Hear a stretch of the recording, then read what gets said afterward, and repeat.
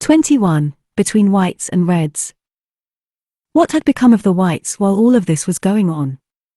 Following the failure of Denikin's great offensive against Moscow, their retreat had been made in three directions. The army corps of General Bredov and Martinov withdrew in a westerly direction. When the Romanians refused to let them cross the border, they followed the Dniester and crossed into Poland, where their troops were interned. General Slashev's units withdrew towards the Crimea and dug in behind the Perkop and Henichesk isthmuses. But the bulk of the anti-Bolshevik forces retreated behind the Caucasus, closely pursued by the Red Cossacks of Jumenko and Budyenny. In view of the collapse of the Denikinist venture, 150 representatives of the Don, Kuban, and Turk Cossacks assembled on January 2, 1920, as the Supreme Circle of Cossacks to draft the constitution of a federative Cossack state. So the break had finally come between the Cossack Gironde and the Denikinist command. The Cossacks were no longer willing to serve as cannon fodder of the ambitions of reactionary white soldiery, but were content merely to hold their territories against the Reds while hoping to agree to a de facto neutrality with them. But the Reds did not want to know and brought heavy pressure to bear on the front. The incoherence of the White High Command and the increasingly blatant incompetence of Denikin, who contrived to have Mamontov and Rangel removed from their posts, they were his most able generals, plus the internal dissensions and the Cossacks' unwillingness to fight, quickly turned this withdrawal into a rout. Taganrog, Rostov, and Novokakhovsk, the main cities on the Don, fell to Red Cossacks. Denikin then decided to fall back into the Crimea. The army of the volunteers and a few thousand Cossacks scurried aboard some Russian and British ships at Novorossiysk in February 1920, abandoning the Cossack armies to their fate. 100,000 Cossacks were taken prisoner by the Reds at Novorossiysk and 22,000 others at Kabardin, on the borders of Georgia, which had denied them asylum. It was a shambles. Without really having been defeated militarily, the Whites, thanks above all to the Denikinist High Command, had beaten themselves through insistence upon their political contradictions and their discriminatory conduct towards the Cossacks. What remained of their troops were thus in the Crimea, which became the last bastion of the White movement. The bulk of captured Cossacks were redeployed by the Red Command on the Polish front or elsewhere in the country in order to give them the chance to make amends for what Bolsheviks saw as their straying from the righteous path. No longer willing to be the Whites' cannon fodder, the Cossacks now found themselves between the devil and the deep blue sea, becoming the blind instruments of Moscow's expansionist designs. Shortly after, Denikin was forced to step down. He left pathetically for exile in Constantinople, where his chief confederate and eminence Grise, General Romanovsky, was murdered as soon as he arrived by a white officer. Sensing the same fate stalking him, Denikin quickly moved on to England. On March 22, 1920, a General Assembly of the White High Command appointed Baron General Rangel head of the White movement. Rangel, a German squire of Baltic origins, consented to accept the position of Commander-in-Chief and set about the task with vigor. Although profoundly imbued with a sense of his own importance and with rather monarchistic views, he was a lot more competent and intelligent than his predecessor. He strove to break out of the isolation of the movement by attempting a rapprochement with the Poles, Romanians, and Serbs, with some success as far as the latter were concerned. The Serbs handed over to him huge consignments of Russian arms deposited with them during the 1914 war. He renamed the volunteer army the Russian Army, restoring its discipline and unified command, and court-martialed General Sidorin, commander of the Army of the Don, and his chief of staff, General Kalchevsky, for irredentism and banished them. Yet he had scarcely any illusions about the likelihood of his enterprise succeeding and prudently paid attention to his rear, making every provision for a speedy evacuation of his entire army from the Crimea, if need be. A sharp customer, he also appreciated that economic and political measures were necessary if his national venture was to have even the merest prospect of success. To that end he announced to press representatives in April that he was working on measures that will allow him who works the land to secure the largest possible tract of land as his personal property. In the future the small peasant proprietor is to be the master of Russian agriculture. Landowning on a large scale has had its day. Betterment of the material well-being of the workers and satisfaction of their professional needs represent one of our prime concerns. Unlike Denikin, Wrangel also grasped that one should not pursue several quarries at once. He decided to make overtures to all who were fighting against the Bolsheviks, with an eye to union with them. On May 13, he issued the following secret order to all commanders of his units, quote, "Should we take the offensive along the way towards achievement of our dearest goal, the eradication of communism, we may come into contact with Makhno's insurgent bands, Ukrainian troops, i.e., Petlura's troops, and all the other anti-communist units. In the struggle against the chief foe of Holy Russia, the Communists, we are on the same path as all other Russians who aspire as we do honestly to overthrow the gang of Bolshevik aggressors who have seized power through trickery. I hereby order all commanders in touch with all of the above-mentioned groups to coordinate their actions with those of the troops belonging to said groups, with an eye to our basic mission, to topple communism and help the Russian people rebuild its great motherland." End quote. The ulterior motive in this is clear. Come what may, the intention was to make use of all anti-Bolshevik forces. Just as the Bolsheviks on their side promised as much and more, once the war is finished, that is, so Wrangel proposed to drive them out and then we shall see. The populace placed little credence in blandishments from either side and when unable to take up the fight itself for its own interests, remained, insofar as it was able, indifferent and passive in the face of these power lovers' quarrels. For his part, Makhno was not as yet en fete with these speculations. As soon as he was back on his feet, he personally led an implacable fight against the Chekists while simultaneously tackling the plunderers and the Red Army units sent to track him down. Also, he adopted an approach that varied, according to whether he was dealing with officials, Red Army commanders and political commissars. These being cut down immediately, or rank-and-file soldiers enlisted by force. For the benefit of the latter, the Makhnovists organized meetings setting out the motives behind their struggle, before inviting them either to join their ranks or to make their way home, as we can gauge from the following handbill, quote, "To the comrades from the Red Army of the Front and Rear Guard.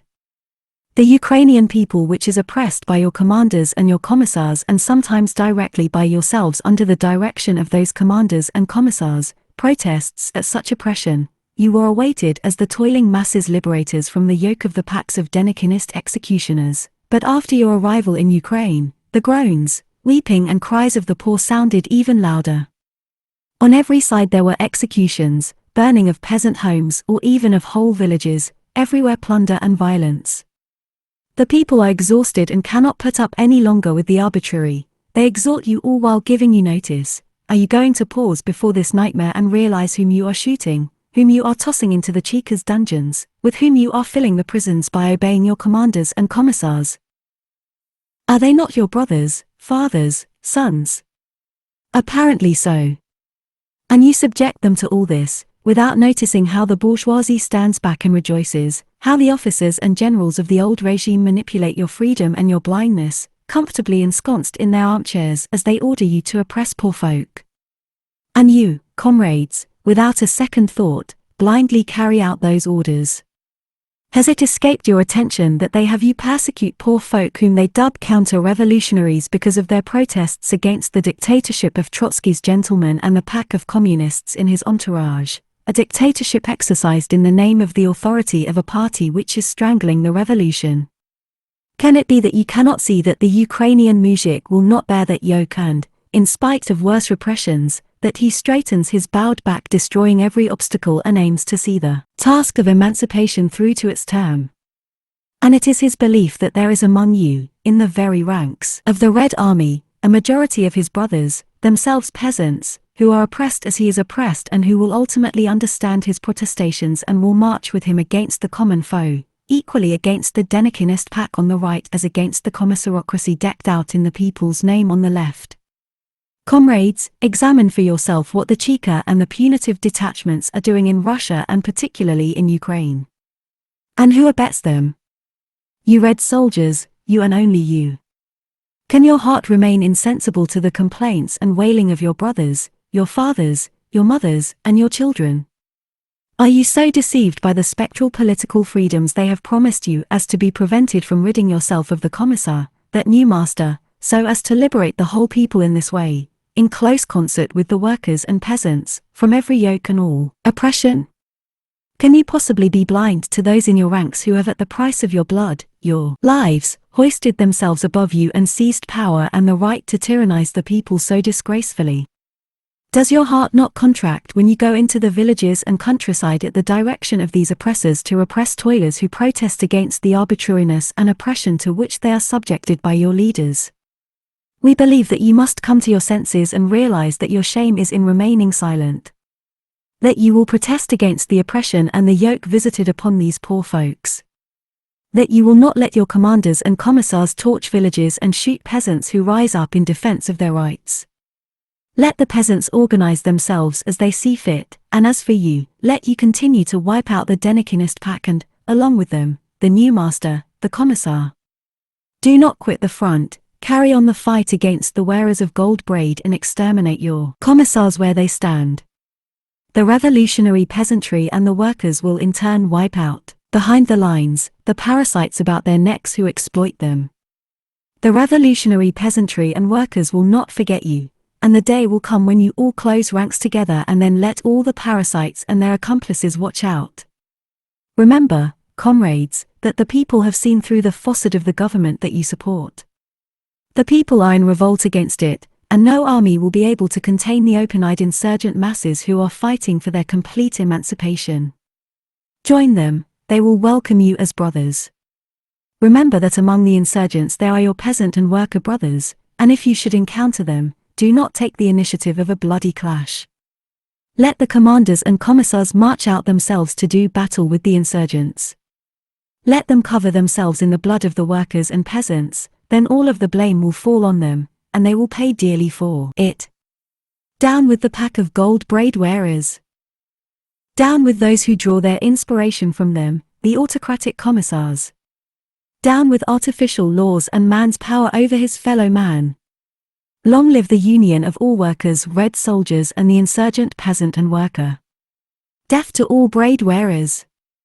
Death to the commissars and hangmen. Long live the social revolution. Long live the authentically free regime of the Soviets.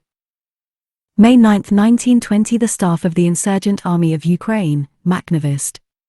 End quote. The Bolshevik press regularly carried reports of Makhno's death as well as of the final liquidation of the remnants of Makhnovist detachments. All the same, their readership was dumbfounded in the long run at the continual reappearance of the Makhnovist phoenix. As for the Makhnovist prisoners, their fate was settled immediately. They were shot out of hand before the assembled Red troops, probably with the intention of deterring potential defectors. In the spring of 1920, Admiral Kolchak's venture petered out, and the foreign expeditionary forces, as well as the Czech Legion, gradually took ship from Vladivostok. With every white front smashed, Lenin decided to concentrate his best troops against Poland as the first step in a Bolshevik crusade in Europe.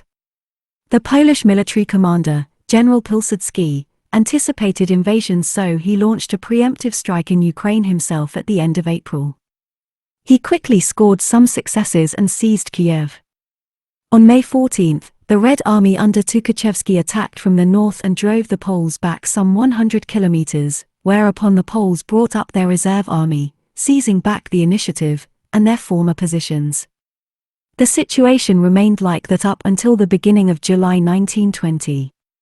It is worth noting that the Ukrainian nationalists who had been driven into Poland at the end of 1919 fought on the side of the Poles.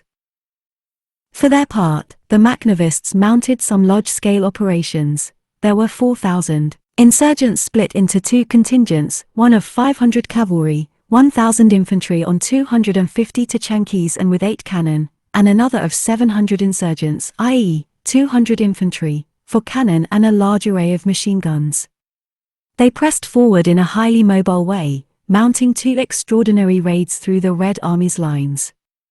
In the first they covered over 1,200 kilometers between May 20 and July 10, setting out from and returning to Guliapoli through the provinces of Kharkov and Poltava in the north of Ukraine. The second raid lasted a month, from July 10 to August 9, and this time was launched over a distance of 1,520 kilometers, through the very same regions.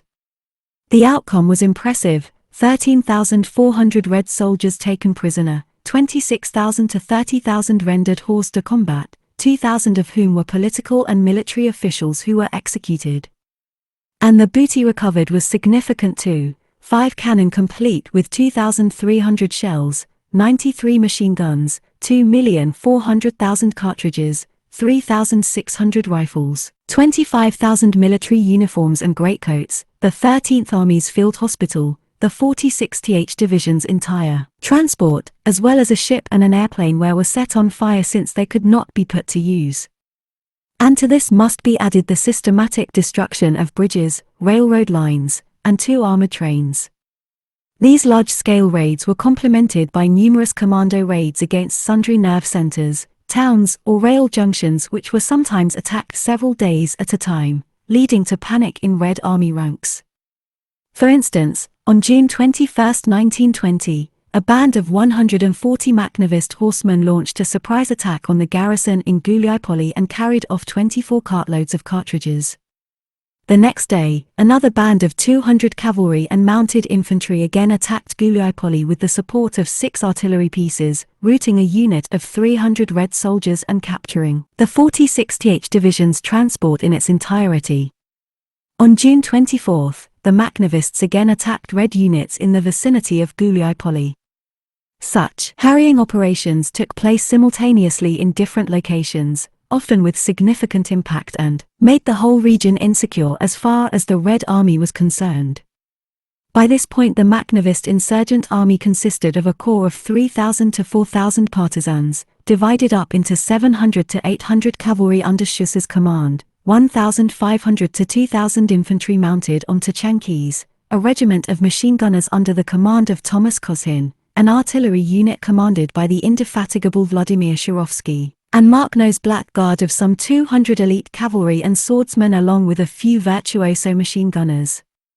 There were also 100 medical Tachankis, a doctor, and a cultural section whose task it was to publish handbills, appeals and the movement's new mouthpiece, the voice of the free insurgent from a mobile press. This section also, when the contingent halted, laid on entertainment, conferences and meetings. At these, there would be intense propaganda in favor of free Soviets. All of the property and foodstuffs seized from the Chekists and plundering agents' depots were distributed free of charge. Flour, sugar, cloth, wire, leather, iron, furniture, and even gramophones and pianos were distributed in this way to the population. Local insurgent bands sometimes arrived to bolster the core group, but normally they appeared independently, so that by September, and according to a Petliarist estimate, the Makhnovist army had been able to muster upwards of 35,000 men. 9 Let us conclude this examination of the manpower by noting that the seriously wounded were left behind under the protection of the populace. Scrupulous about explaining to Red troops just what their struggle was about, the Makhnovists circulated appeals designed for their perusal, quote, "Comrade Red soldiers, your commanders and your commissars deceive you by persuading you that we Makhnovists kill captured Red soldiers. Comrades, your chiefs have invented an unspeakable lie in order to have you slavishly protect the interests of the commissars, lest you surrender to us Makhnovists and discover the truth about our worker and peasant Makhnovist movement. Comrades, we are in revolt against the yoke of all oppressors. For 3 years now our blood has flowed on all fronts. We have driven off the Austro-German aggressors, we have crushed the Denikinist hangman, we have fought Petlera, and now we are fighting against the rule of the Commissar's power, against the Bolshevik Communist Party's dictatorship. It holds in its steely grip the whole life of the toiling people, the peasants and workers of Ukraine groan beneath its yoke. In the same ruthless way we shall exterminate the Polish lords who come to stifle our revolution and deny us its gains. We fight against all power and all enslavement, regardless of the quarter whence they come. Our most sworn enemies are the big landowners and capitalists of every land, the Denikinist generals and officers, the Polish lords and the Bolshevik commissars.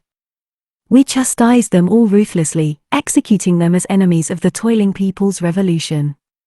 But you, comrade Red soldiers, we regard as our blood brothers with whom we should like to wage, together, the fight for real emancipation, for a genuine Soviet regime free of the oversight of parties or of any authorities at all. Those Red soldiers whom we take prisoner we release immediately to go where they will, or else we welcome them into our ranks if they indicate any such desire. Already we have freed thousands of Red soldiers whom we had taken prisoner in countless engagements, and many captured Red soldiers are currently and selflessly fighting in our ranks. So do not believe, comrade Red soldiers, the tall tales of your commissars to the effect that Makhnovists kill Red soldiers. It is a sordid falsehood. When they dispatch you against the Makhnovists, do not, comrade Red soldiers, stain your hands with brothers' blood. When the fighting begins, kill your commanders yourselves and without turning your arms against us, come over to our side. We will receive you as our very own brothers, and together we will create for the workers and peasants a free and equitable life, and together we will fight against all who attack and oppress the toiling people. Long live the fraternal union of the Makhnovist revolutionary insurgents with the peasants and workers, Red soldiers. June 1920 The Makhnovist insurgents. End quote. Such active counter-propaganda on the Makhnovists' part sometimes brought spectacular results. The 522nd Red Regiment defected to them in its entirety, which fact Kuban disguises by speaking of their capture, for it was not seemly to acknowledge such a dismal failure of Bolshevik indoctrination. Happily, we have here irrefutable proof in the shape of the appeal issued at the time by the Red soldiers of the 522nd Regiment themselves, quote, Appeal. On June 25, 1920, we, the Red soldiers of the 522nd Regiment, defected without a shot fired and with all our equipment and arms to the Makhnovist insurgents. The Communists have harassed us and ascribed our defection to the Makhnovist insurgents to a brainstorm and a tendency towards banditry, all of which is merely a squalid craven lie on the part of commissars who had hitherto used us as cannon fodder. During our 2 years' service with the Red Army, we reached the conclusion that the whole social regime of our lives relied wholly upon the rule of commissars and that in the last analysis it would lead us to a slavery without precedent in history. Because they conduct an implacable fight against the wealthy and the lords, because they stand for free union and Soviets among the workers and peasants, without the dictatorship of any party, because they fight so that the workshops, factories, and land may pass into the hands of the workers and peasants, because the Makhnovists fight for all these goals, we also find ourselves at their side. Because of these very same aspirations, we, yesterday's Red soldiers and today's free revolutionaries. Comrade Red soldiers, follow your comrades' example. We reckon that the spirit of revolutionary struggle for the self-determination of toilers has not yet died in you. We hope that the commissars have not yet extinguished once and for all your determination to fight all plunder and oppression. Heed us and let not your brother's blood be shed in vain. Stand firm. Be heroes and follow our example. Our fraternal embrace awaits you. The Red soldiers of the 522nd Regiment, now Makhnovists. End quote. Other Red soldiers deserted or defected to the Makhnovists, and this created increasing anxiety among the Bolshevik leadership. The Ukrainian Cheka complained of being unable to find any more competent Chekists and volunteers to serve on requisition squads or even to work in local Soviet organs. Even more characteristic was a report from the Donetsk Cheka which acknowledged that to the populace the Makhnovists appeared as natural defenders against commissars and communists.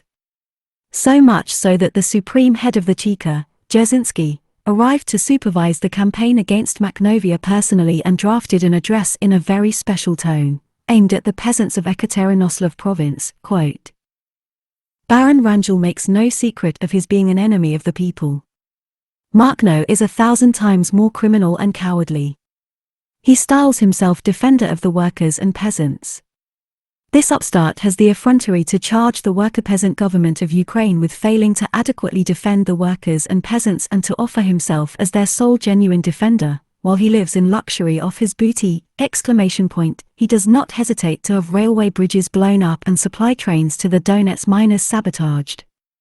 It is true that decent, conscientious peasants have long since turned away from him, but there are still some who lack conscience and let themselves be misled by him. To these we declare that he has openly allied himself with counter-revolutionaries and pomieskists. We say that, not as a hypothesis but as a proven fact, as shown by recently seized documents." End quote. Dzerzhinsky noted Makhno's liaisons with the petlerists, which is to say, according to him, with the Polish lords. From this he deduced that Makhno is an agent of Petlura and the Polish government. This allowed him to lump Makhno with Wrangel, Pilsudski and Petlura, thus making him a supporter of restoration of the power of the accursed Pomieskis, tsarist generals, and the Hetmansvata. This sinister, deadpan comic suffered from an all-too visible surfeit of information and in this regard was well behind his party colleagues who were nothing of the sort. However, he did not shrink from closing his text with an incredible call for the tracking down and extermination of the Makhnovists like savage beasts. All assistance to these bandits is to be regarded as the greatest crime against the revolution, any found guilty of that would deserve the severest punishment by the worker-peasant government. These Makhnovist bandits must be deprived of all assistance in manpower and supplies. They must be driven from the peasant khatas. The village that allows any of its residents to collaborate with Mahkno is to be leveled and will incur the severest punishment measures. This latter appeal to people to turn informer was nonetheless followed up with a promise of clemency for repentant Makhnovists who would go and expiate their sin against the revolution on the Polish front. All the usual police ploys were there, with just a touch of religious inquisition in expiating sin.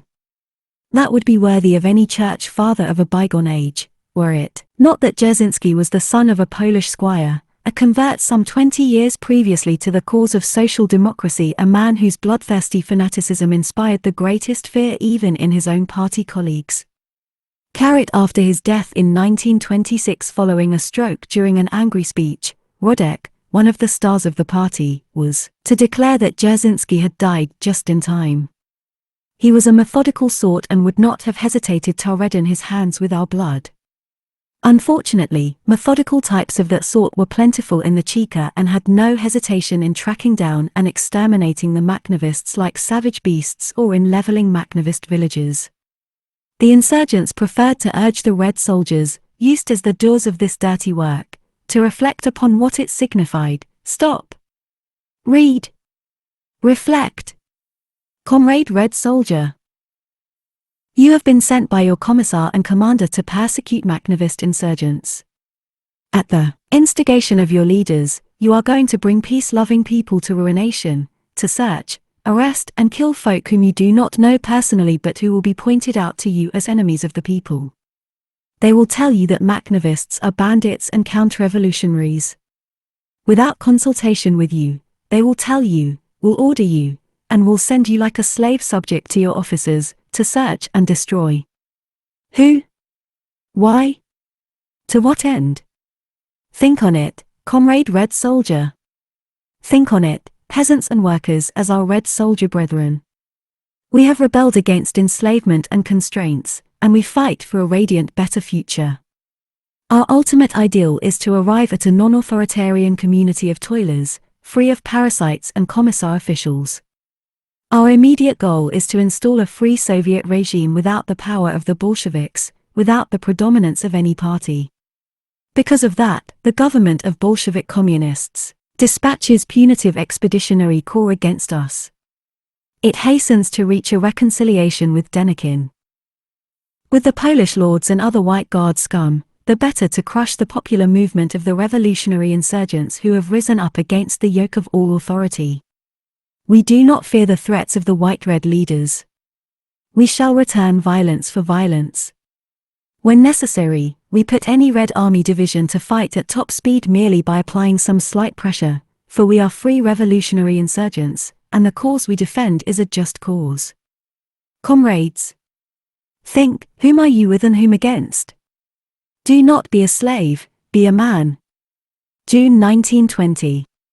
The Makhnovist insurgents. End quote.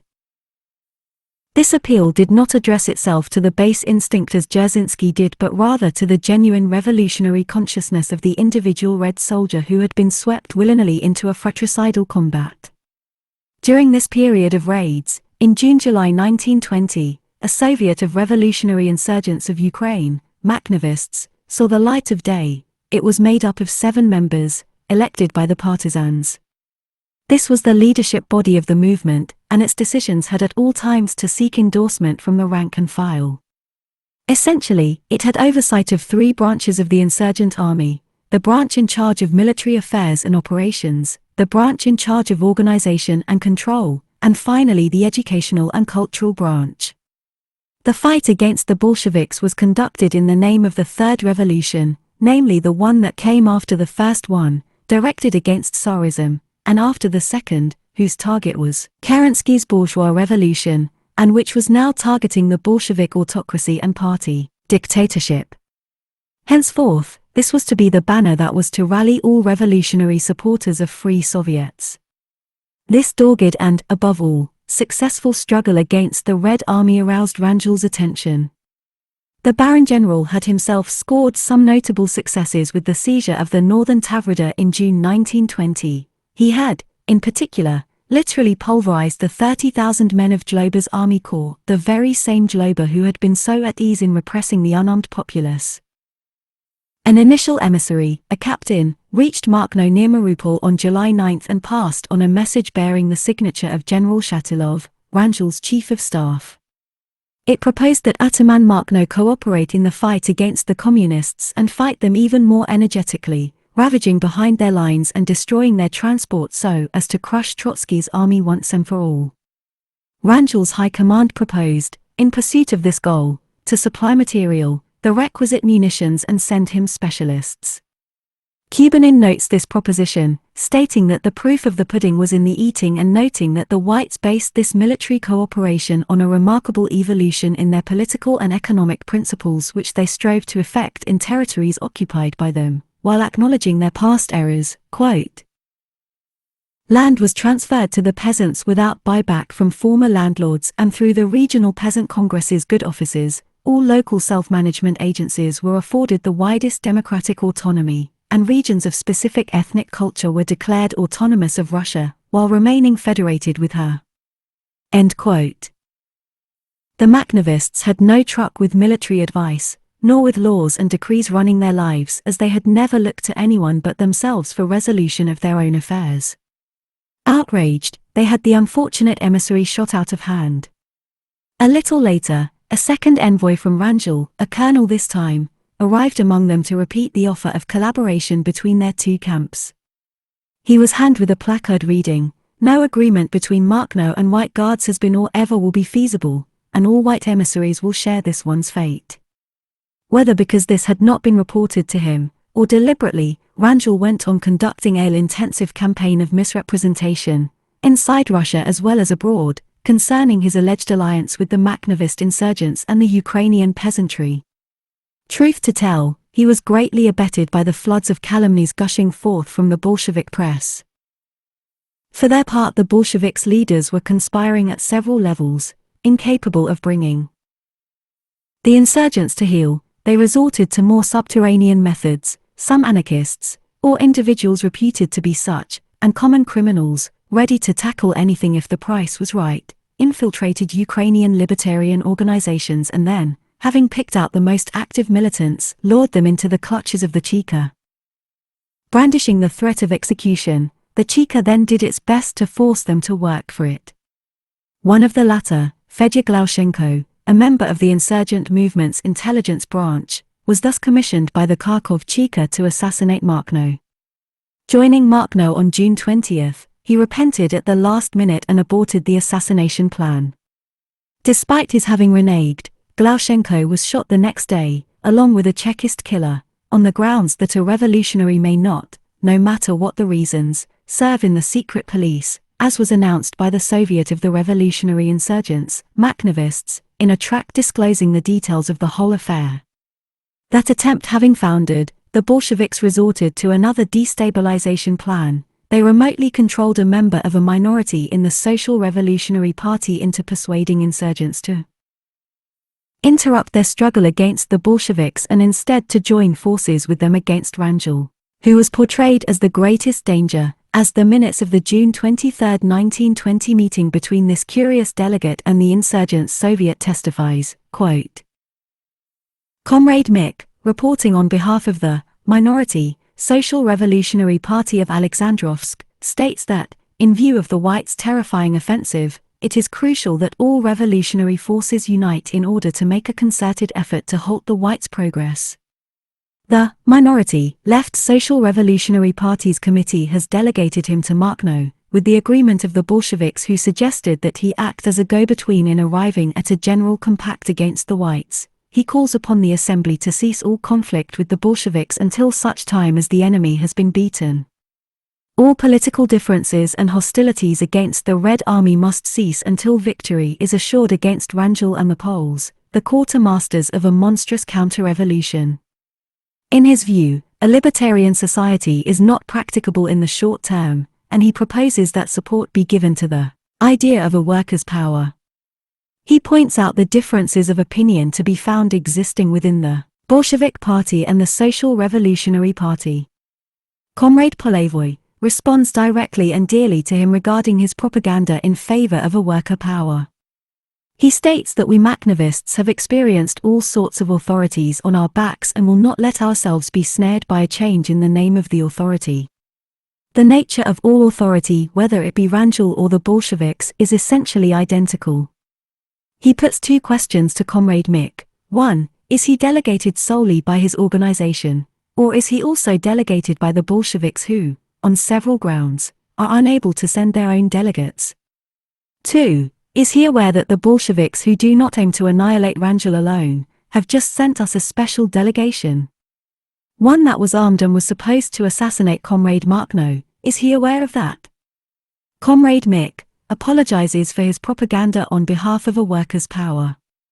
His organization has decided to have no truck with the unlawful communists, to wit, the Cheka, who harm their party's cause. His present mission has the full endorsement of the Bolsheviks. He gives assurances that our Makhnovist delegation, sent to a General Assembly involving all organizations in Alexandrovsk, would have every necessary assurance from the Bolsheviks relative to its security. Comrade Viktor Popov, by whom and to what end Comrade Mick has been sent, I do not know. But on one point only there can be no doubt. Thus far the Bolsheviks have set no traps, without quite furnishing proof of their good faith, when they have sought to use us for their purposes. Moreover, can we have anything at all in common with communists who dispatch punitive detachments into our villages and savagely gun down our parents? Of course we are going to fight Wrangel and, if need be, we will take them all on simultaneously. Alliance with the Bolsheviks would do great prejudice to the cause of revolution. Comrade Makhno, I insist that the greatest attention be paid to Comrade Mick's mission. It has been wholly Bolshevik-inspired, and without question they have set him very specific objectives. Comrade Kurilenko proposes that a dear and unequivocal answer be given to the delegation. Already there are rumors circulating in the region regarding the arrival of a Bolshevik delegation, which may have serious consequences for our front's combat capabilities. Comrade Belash, in spite of the talks with Bolsheviks, proposed that our fight against them be carried on. Comrade Popov, remember how the Bolsheviks presented an amiable face whenever they were sick in dire straits, and what blackguards they turned into again once they had regained power. He offers to look thoroughly into the proposition and to devise a speedy answer to it. Comrade Taranoxy, the Soviet should give an answer to the Social Revolutionary Party's request. Comrade Mochenko comes out against any alliance with the Bolsheviks who merely seek to use us. Comrades Demensky, Belash, and Agarkin are of the same opinion. Comrade Budanov, we shall provide a written reply wherein we shall declare that as revolutionaries we are going to fight Wrangel but wholly independently. End quote. The object of the exercise was plain: either way the Bolsheviks would come off best. In the event of a refusal, Makhnovists were to be depicted as the objective allies of the Whites and adversaries of a sacred revolutionary unity in the face of the reaction. In the event of an acceptance, and since the proposal had not emanated directly from the Leninist authorities, the insurgents would then be presented as having sued for it, acknowledging the Bolsheviks as the rallying point for revolutionary forces and thus as the workers' legitimate defenders. In any event, availing of the formal services of a satellite organization, they retained a free hand to pursue their war of extermination against insurgents. But the latter instantly grasped what this gambit was about. Even so, it did manage to sow confusion in the minds of some.